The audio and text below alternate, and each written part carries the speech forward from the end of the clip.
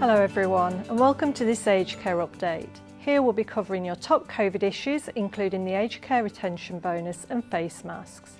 We know many of you are concerned about the growing spread of COVID-19 among Victorian aged care facilities and the increasing numbers of aged care workers also contracting the virus. Remember, we're working hard on your behalf to make sure your workplace is as safe as it can be and to ensure you're in the best position to prepare for any further COVID outbreaks that might happen here in New South Wales. With that in mind, I want to start with some fantastic news. Many of you will be aware that we've been fighting to extend paid pandemic leave to include aged care workers. On Monday, our voice was heard and the Fair Work Commission have ruled that many of you, depending on your award, will now be entitled to paid leave if required to self-isolate. The ruling is time limited and there will be more details to follow, and we'll let you know as soon as we receive the full information. However, this is a fantastic outcome for you and for us as your union. We will continue to work on your behalf to ensure your rights at work are secured and to have this ruling extended to benefit all our aged care members. Despite this win, we can only provide limited individual support and advice to non-members. For access to our full range of services, including industrial, legal, work health and safety, professional advice and discounted member education, you'll need to join as a full member. And we would also encourage you to spread the word among your colleagues so they too can benefit from all the support your union offers.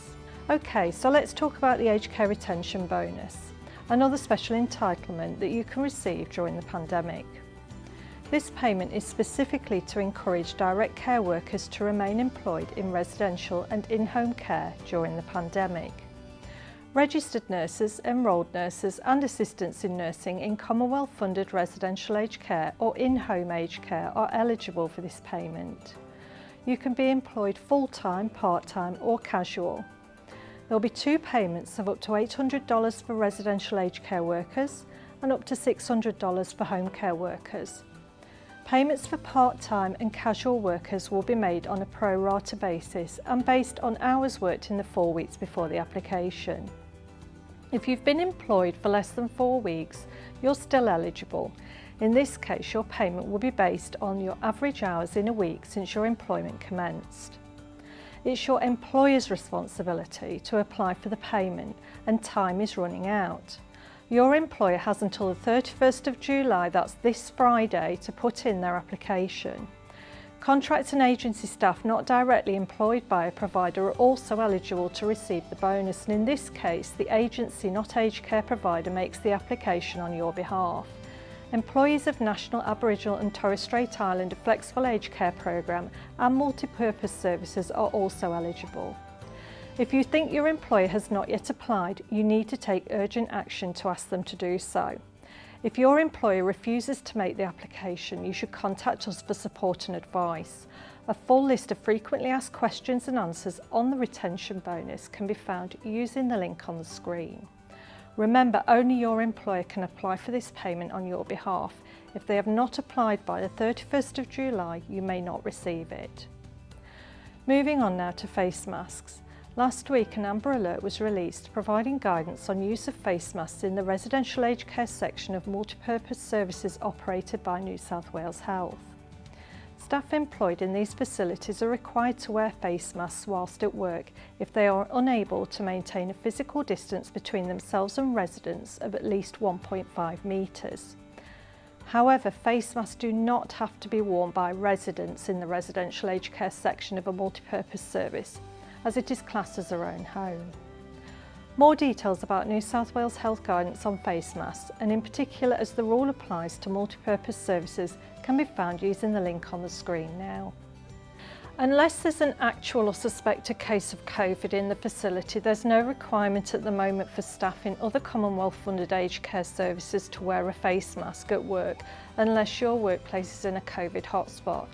If you're employed in or live in a local hotspot area, your employer will have received a letter directing employees to wear a face mask.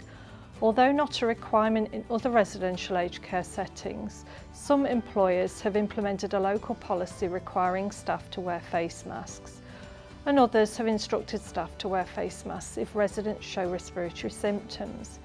We know such inconsistencies can lead to confusion and therefore increase risk to workers where rules differ across workplaces.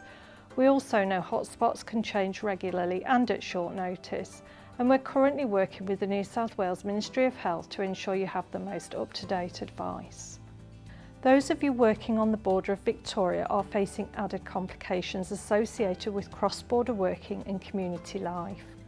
There's a New South Wales Public Health Order in place to support you to carry on your normal work as easily as possible.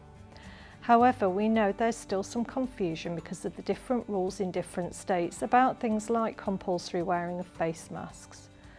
The latest advice for staff who work in residential aged care facilities in communities along the New South Wales Victorian border is that you must wear a surgical mask while in the facility, and that's irrespective of where you live or have visited.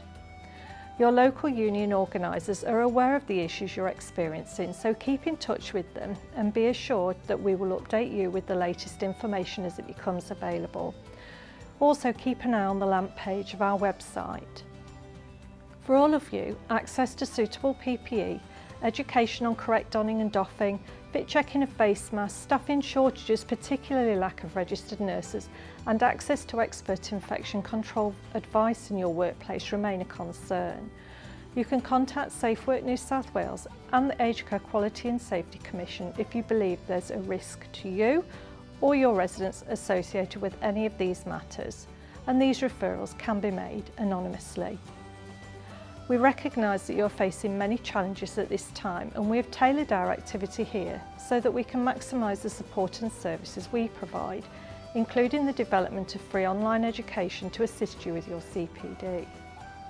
Advice continues to rapidly change, and we'd encourage you to keep checking the COVID-19 information section of our website.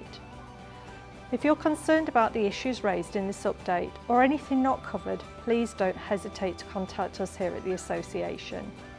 So stay safe everyone, and keep up the great work you're doing. Bye for now.